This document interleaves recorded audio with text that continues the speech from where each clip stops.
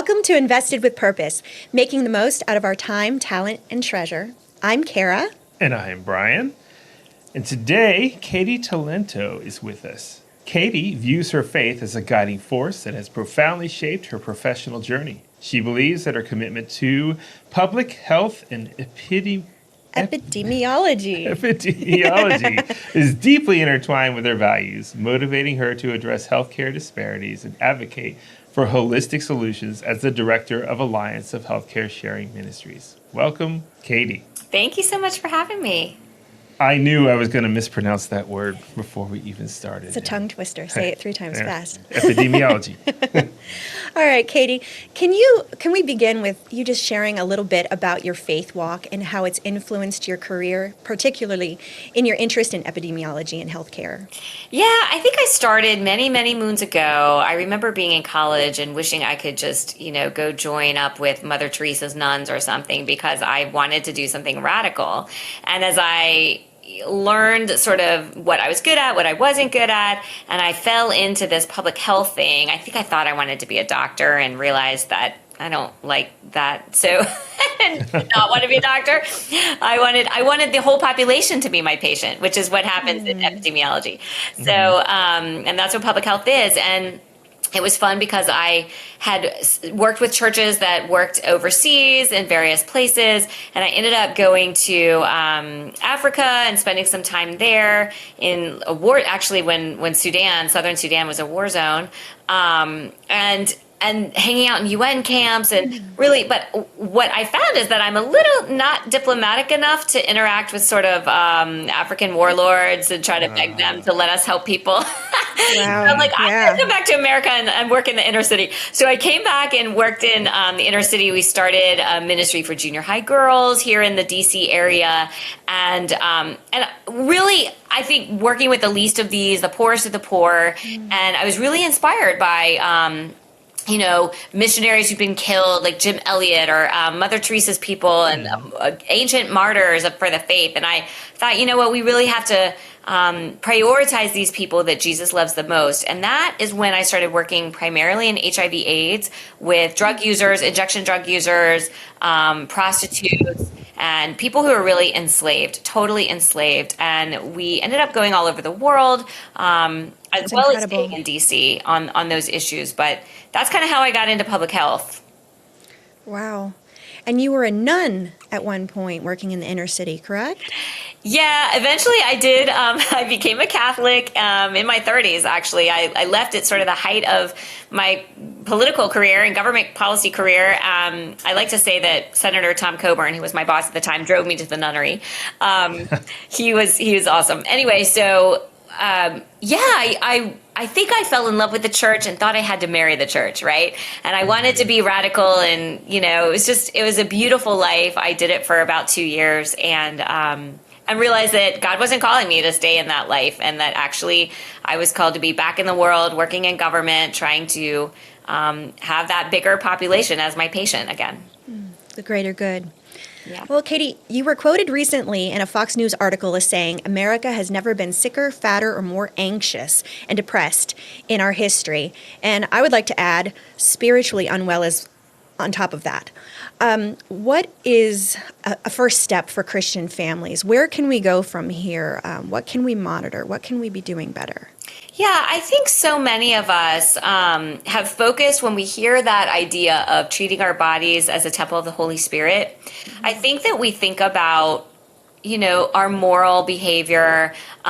We think about our tongue and whether we, use bad language and whether we're engaged in drinking and other types of things we associate with morality. We don't think about the most important thing we put in our bodies, which is the pounds and pounds of food every day and what we drink. And so I think there's a lot to be said there. And if you start to look into, we're very good at looking at sort of the corruption of industries, whether it's the sex trafficking industry or all kinds of industries that Christians get really, jacked up about, tobacco industry, pornography industry. But when you start looking at the food industry, it is equally corrupt.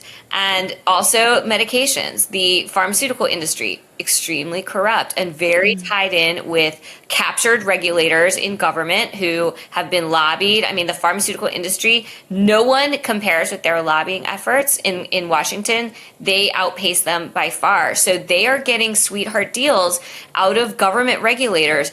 That has an impact on what you're putting in your precious children's mouths and what's helping them to grow.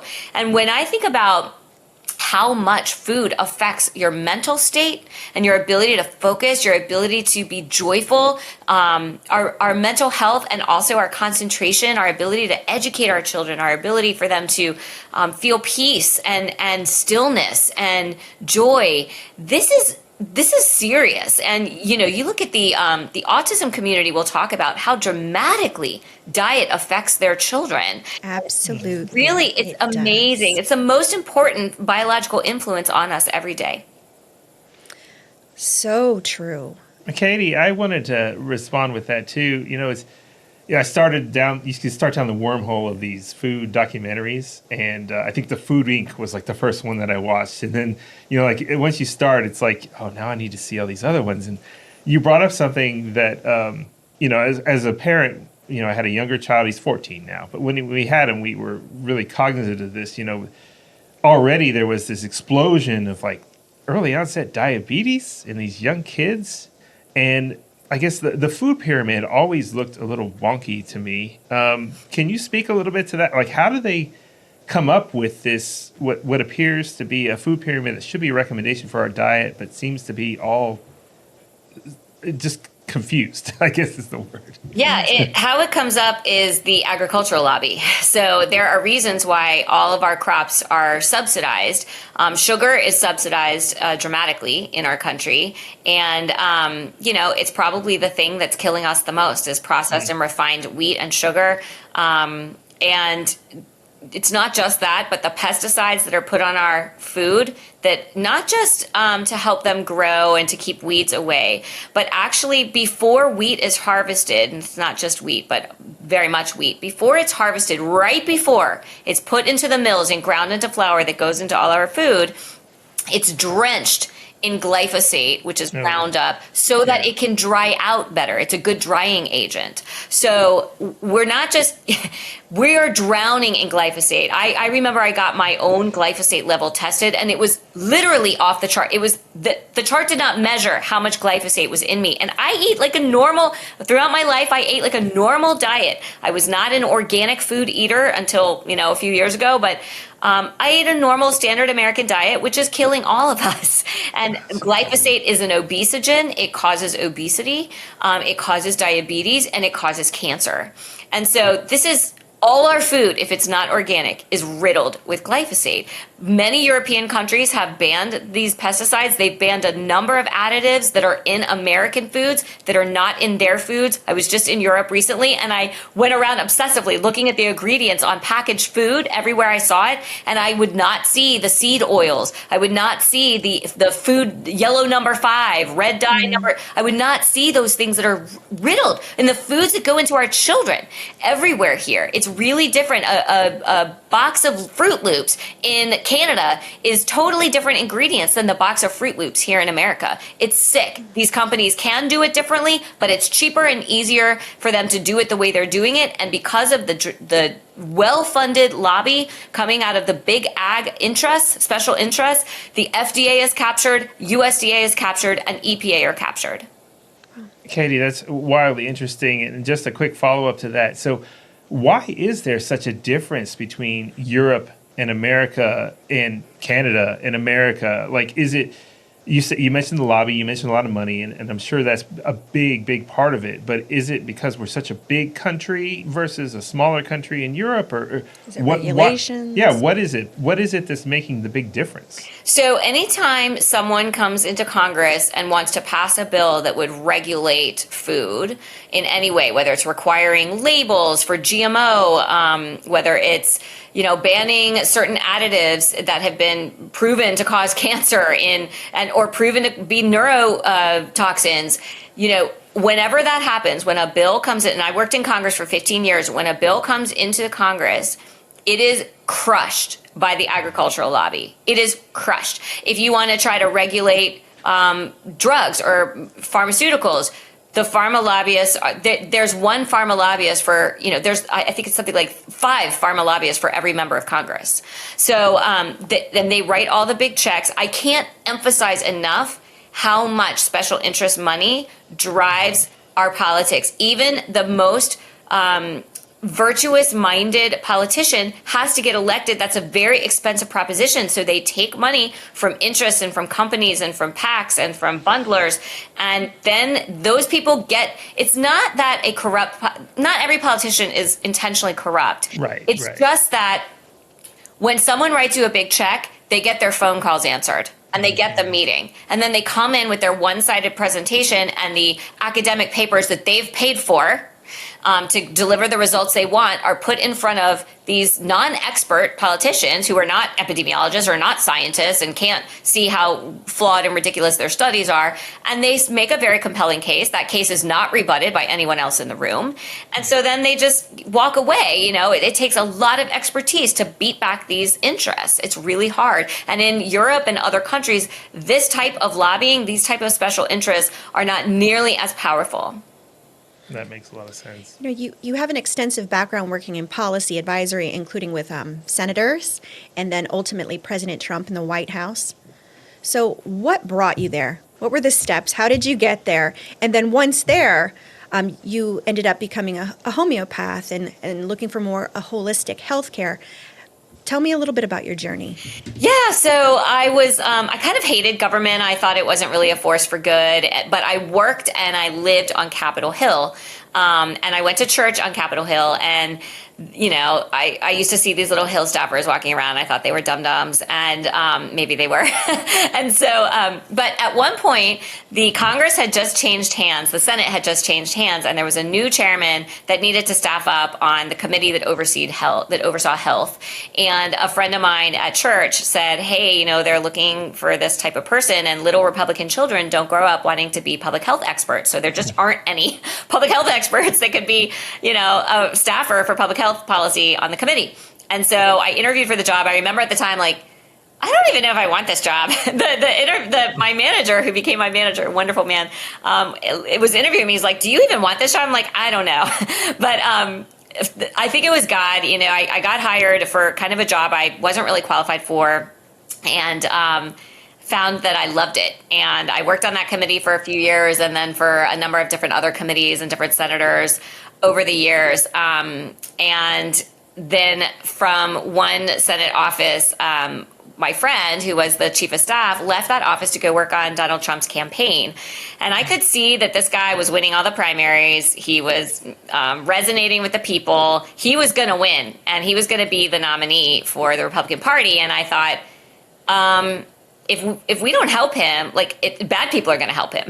So my friend the next time I saw my friend, he went and worked for the campaign. He was running policy for them. And the next time I saw him 6 weeks later, he was bedraggled and, bleary eyed, chain smoking. He hadn't sleep deprived. And I'm like, oh, you need some help. Can I help you? I mean, I can help you with healthcare or abortion stuff. What do you need? And so that I started volunteering, and then I worked on the platform committee that year in 2016, and went into the campaign in New York for a few months until the election. From there into the transition team, and from there into the White House. That's a very interesting journey, and one that I like how you said, do I want to do this? Because I think so many get into these things and they're like, do I really want to do this? Or can I make a difference? It's hard. I wanted to transition a little bit and talk to you about your passion with the Healthcare Alliance Ministries. What do you see as the primary benefit of leaving your traditional insurance company in favor of these types of ministries? Yeah, well, I think perhaps the most important reason is that in a number of states across the country, unfortunately, state laws have mandated that all insurance policies have to cover abortion, and they have to cover transgender surgeries for children and other procedures or so-called therapies that violate our Christian conscience. And so Christians will have a very difficult time, if not an impossible time, finding a healthcare solution in those states that doesn't violate their conscience. And so healthcare sharing ministries, perhaps the most important reason to join them is that, it's the only 100% pro-life solution out there for financing your healthcare bills. And so that's one reason. I think another reason is that, I've worked in health policy a long time, and it is a bureaucratic, cold, money-driven, corrupt industry. And it's driven by the healthcare industry's interests. They put, politics and money before people and patients, and it's really disgusting. And this is the most important service that we will consume in our lives. It is life and death. It is the time when you don't want disgusting, corrupt influences coming between you and your doctor at the most vulnerable time of your life and the scariest time of your life or your children, your family's life. And that is a time when we need Jesus and we need the body of Christ around us.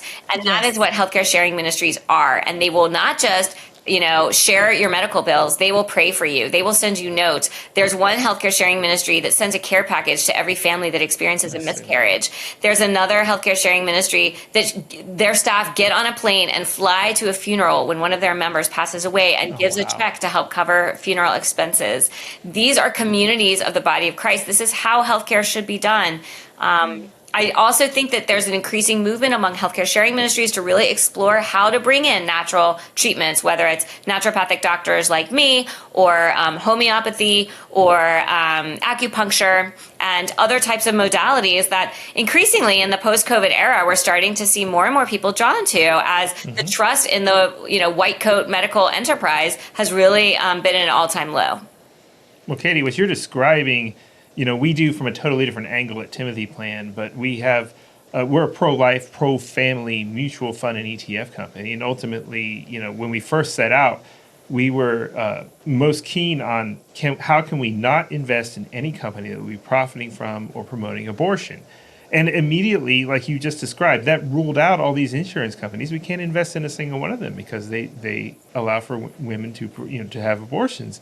Much like companies that fund Planned Parenthood, among other things. So, yes, it's a big challenge. Can something like this work in a corporate level versus just like an individual level, the healthcare sharing stuff? Yeah, there are religious employers that our healthcare sharing ministries work with. So there are lots of religious employers in these states that have a conscience objection to subsidizing insurance policies for their people for these reasons I've laid out. And also, there's one healthcare sharing ministry that actually went to the Vatican and got a memo written by moral theologians there describing why no Catholic of good conscience can participate in the American insurance industry, not because of the pro-life problems, those are obvious, but because of the financial corruption and the misaligned incentives in that industry. So, what you're dealing with is absolutely real, and what corporations have to deal with as employers of good conscience, it's really hard. But healthcare sharing ministries will work with religious employers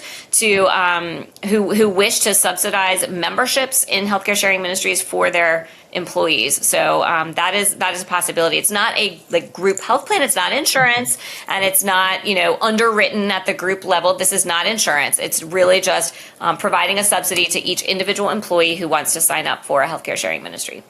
Insurance premium pooling. This is something that many of those that are investing with Timothy Plan or those like us, biblically responsible investing, they would want to know about this, but many do not. Can you please explain what is happening when you are paying into your premium and you've got that percentage of people that are under a poverty line, and there are things that are being covered like gender reaffirming care or drugs that are being used for, trans ideologies, and then also abortion. Can you please explain to our audience how that works and what they may not know? Absolutely. So there's two kinds of insurance. There's group insurance, and then there's individual insurance. Group insurance, there's two types of those types. So you can have an employer funds its own insurance, its own group plan, or you can have an employer that basically joins with a bunch of other employers into one giant pool in the small group market. And in anytime you have a pooling of premiums, so every time when you write your premium check or your employer writes it for you, they're paying an insurance company. That insurance company commingles all those funds. And so even if your employer, let's say that your state allows your health plan not to cover abortion, when you pay into that pool, you're subsidizing the health plans of other employers that do cover abortion. When you're in the individual market, like the ACA marketplace in your state, that is a subsidized abortion pool. So every time that you pay into that insurance pool, they're paying for gender treatments, they're paying for abortion and abortion-related treatments. Now, the ACA actually requires that funds be segregated so that individuals have to buy separate abortion coverage for $2 or whatever it is, so that pooling doesn't happen. When I was in the Trump White House, we implemented a regulation to enforce that rule, to enforce the law that required those segregation of funds. The Biden administration immediately undid that rule. So those funds are commingled right now, the abortion coverage that is going on in the ACA plans. That's anyone who's buying an individual plan on the marketplace. That's incredible to think how far we have come in just a few short years, where abortion was safe, legal, rare on one side of the aisle. On the other side of the aisle, we were very pro-life, and now we're to the point where safe, legal, and rare is long gone. Oh, yes. And speaking of, getting a little political here, we're in the season, and here in Florida, we have an initiative on our ballot. It's an amendment that we're fighting to keep what our governor has passed as a 6-week period where no abortion can occur after that. It's hotly contested in this state. And now we're seeing also companies that are getting into the world of offering abortifacients by mail. Companies that you would never suspect that would have done this are now starting to lean into this a little bit. What would you recommend we can do to educate ourselves on these kinds of things, and how can we push back on some of this? Yeah, I mean, the vast majority of abortions right now are by mail order pills. They're being done by medication. And that's happened primarily because of great states like Florida that have shut down the in-person clinics for Planned Parenthood and others. But we just saw some new abortion statistics come out that abortions have actually increased by 20% in this past year. That's crazy. Yeah. So I think the pro-life community wasn't prepared for a post-Roe environment where now we're fighting these battles in skirmishes in every community in every state across the country, and we're losing a lot of them. We're winning some. I mean, Florida is an example. I'm very hopeful that this terrible referendum will be beaten back in Florida. Or is the referendum to protect the law, or is it to undermine the law? Yeah, we're voting no on the law, so yeah, it's. Oh, okay. Right. Okay. So we're seeing these referenda all over the country, and I'm very nervous about them. Yes. Obviously, we thought Ohio was safe, right? Right. But it's not. Kansas, not. So on the other hand, I think we need to acknowledge and meet people where they are. We're seeing that we have not won the argument on, life begins at conception all 9 months of protection for the unborn. However, you can easily say to somebody that, we may not agree on when life begins or about all abortion policy, but, we want to have some reasonable allowance for our legislature to legislate on this. So we don't want to tie the hands of future legislatures to provide reasonable, regulations for the safety of women in the future by putting this into our Constitution, for instance. And so there are some ad campaigns that I've seen that I think could be helpful if they were funded properly.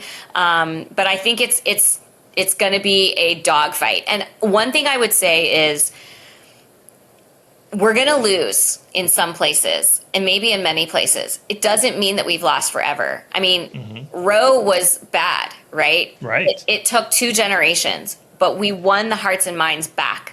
We won the argument. It feels like we're dying now in the field of ideas, in the arena. But we won this argument. A few years ago, we had won it. And they were running from the truth. The other side was running, and they were on the defense.